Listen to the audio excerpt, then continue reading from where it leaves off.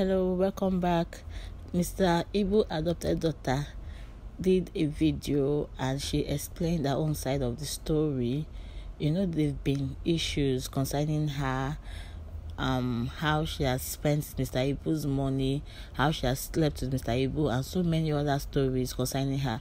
So she took her time to make a video to explain to Nigerians and know if she has done anything wrong to the family.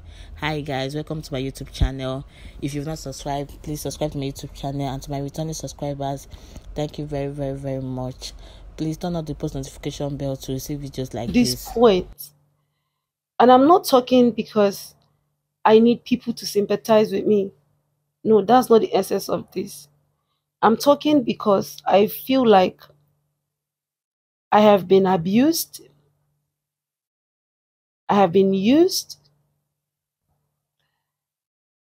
and I hope you guys are patient enough to at least listen to the entire story, because it means a lot to me for people to know what really transpired, what really happened.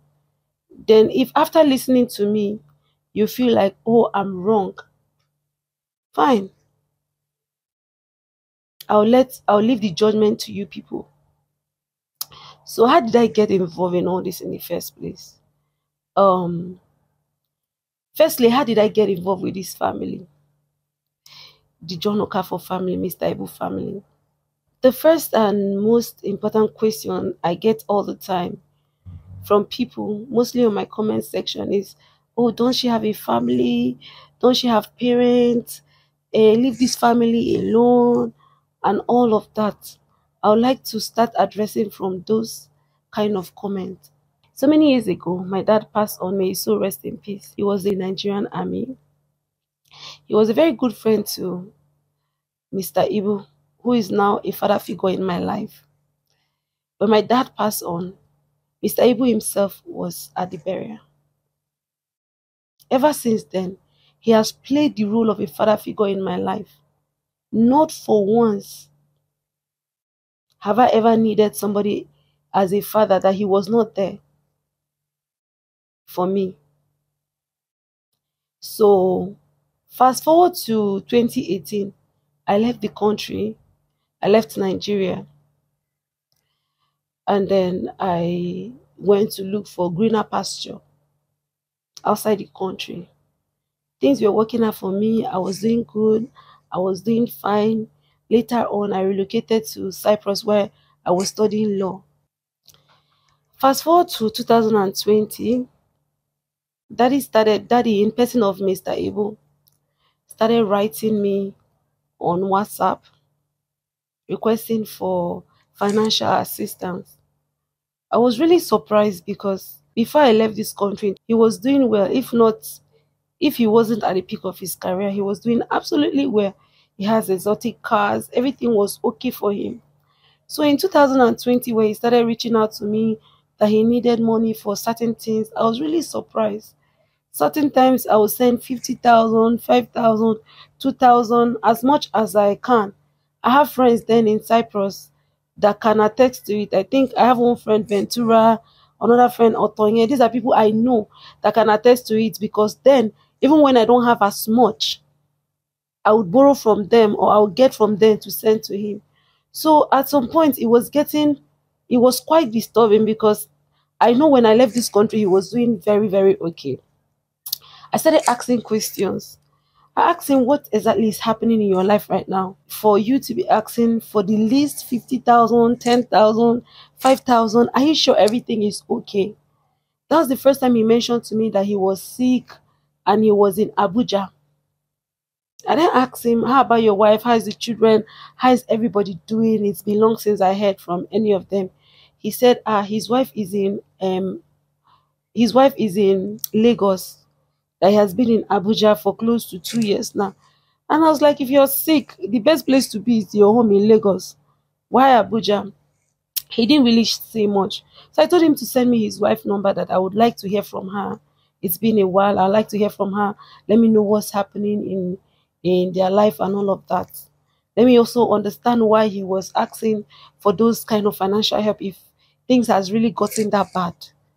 Because I was in shock. It also surprised me.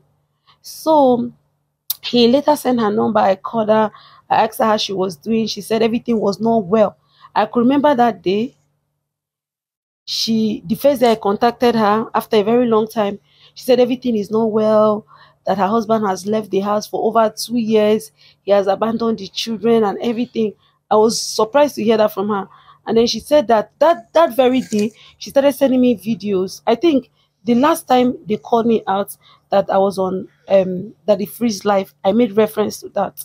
And I'm sure those evidence will still be on the live because I've changed my phone severally and my phone formatted, so I might not have some of those evidence, but I still know that if I go to my iCloud, I'll still see some of them, which I'll be posting while the video goes on. So around that period, she was crying over the phone. When I asked her how things were going, she said that daddy in person of Mr. Ibu has left the house for over 2 years, abandoned her with the kids, that things were really bad for her.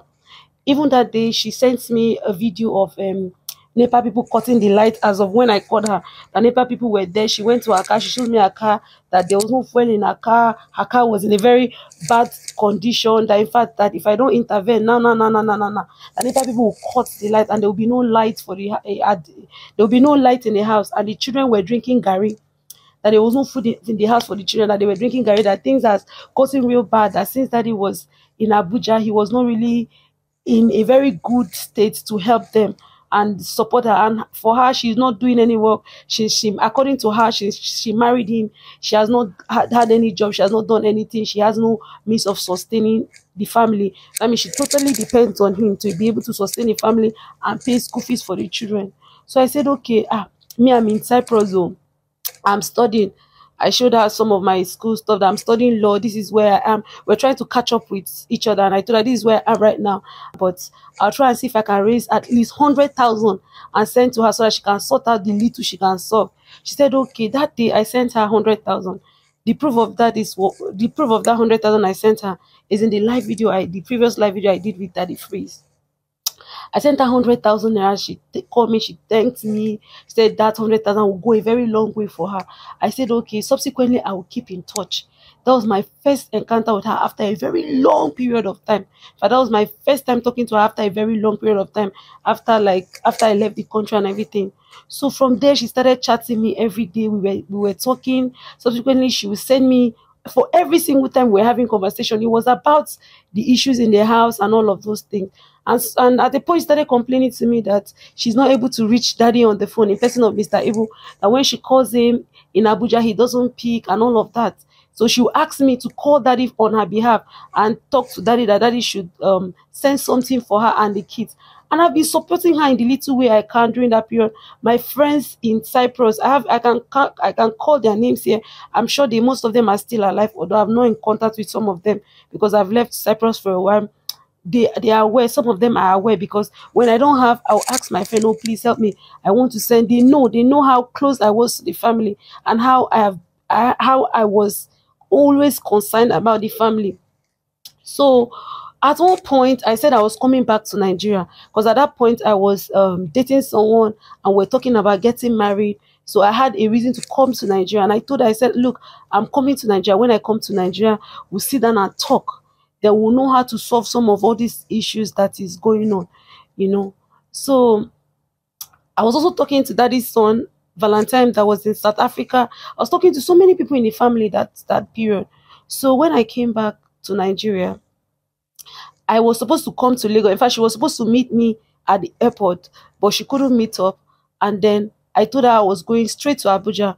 I traveled with one other lady, one of their family friend. So we went to Abuja. On getting to Abuja, daddy was really sick. He was really, really sick. That's the first video that went viral on social media that was giving him medicine. I said, daddy, take this medicine, take the medicine. I am sure I'll put it on the screen during the course of the video. So daddy was really sick. The condition I met him was really bad. I have a lot of videos we made that day. Asking what was happening. He said he's really down for the past 2 years. He don't know what is happening. I said, why haven't you gone home if things are really that bad? Go home and stay with your wife. At least she will take care of you. Now that you are here in this hotel, the name of the hotel he was then was Nana Suit. You people can go and find out how long that he stayed in Nana Suit. I know I heard when I came, I heard he lived in so many hotels in Abuja before finally living in Nana suit. I'm sure people that are watching this video, some people will be able to go there and make inquiries. It was in Nana suit hotel that I went and found that day. So in that Nana suit hotel, there are some other people that were there, some other actors. During the course of this video, I'll be mentioning some names. So if there's anything I'm saying that is lie, people can go and make inquiries.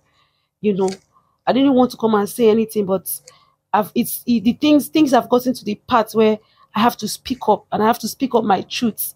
I have to say my truth the way it is. That is the essence of telling this story.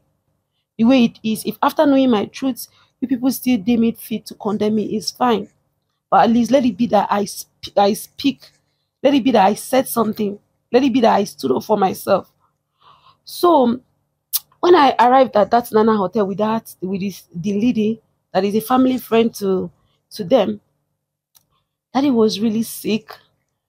Then I did a video of him being sick and I put it on social media. That video caught the attentions of so many good Nigerians. And then people started reaching out. And what's happening to Mr. Ibu? It's been so long we heard about Mr. Ibu. What's happening to all our old Nollywood actors? We haven't been seeing Mr. Ibu. Nobody has been hearing about him for a while now. And there were some good people that were around him around that period. They knew he was sick, but they did not know he was that bad. Benedict Johnson, a Nollywood actor, was there. Labista was there. There's one other man. I don't really know him mutually, but I met him there. It was one of the people that was helping him then, and Bala, Mr. Bala. They had a program running, a political party program that was running on that period. I can't really say much about it because I came and met them in the middle of it. In fact, I later found out that they were the one even sustaining his hotel bill, his food and everything. So when they saw that video, they rushed, they came, Benedict Johnson came over, Labista came over, and some people in Nollywood, they came over. And immediately, it wasn't up to an hour, let me say an hour 30 minutes, they rushed him to the hospital. Zenith Zenith Kidney and Medical Center. When they took him to the hospital, I believe Benedict Johnson, by the grace of God, he's alive and healthy. He knows most of, he should be able to relate to most of the things I'm going to say during this period in Abuja. They took him to the hospital. The doctors saw that they saw his former medical reports from the previous hospital he was. And what the doctor said that day, I won't forget, he said, if this medical report that they came with is the state of him, of daddy right now, that means things are really bad. And then I could remember then, if the people that were there can attest to the fact that daddy was saying, death is near, death is near, death is near. I was rebuking him. I said, death is not near, you're not dying anytime soon. So the hospital, they said they had to make a deposit of a particular amount of money. Benedict Johnson and Labista were running around with some other people, the Bala man, they were running around, they were able to raise a certain amount of money, and then they made deposit at that hospital, Zenith Hospital. So they started checking that day. I cannot actually give details of his medical condition because I feel like that those are things that are actually personal to him. But I can actually say to some extent the medical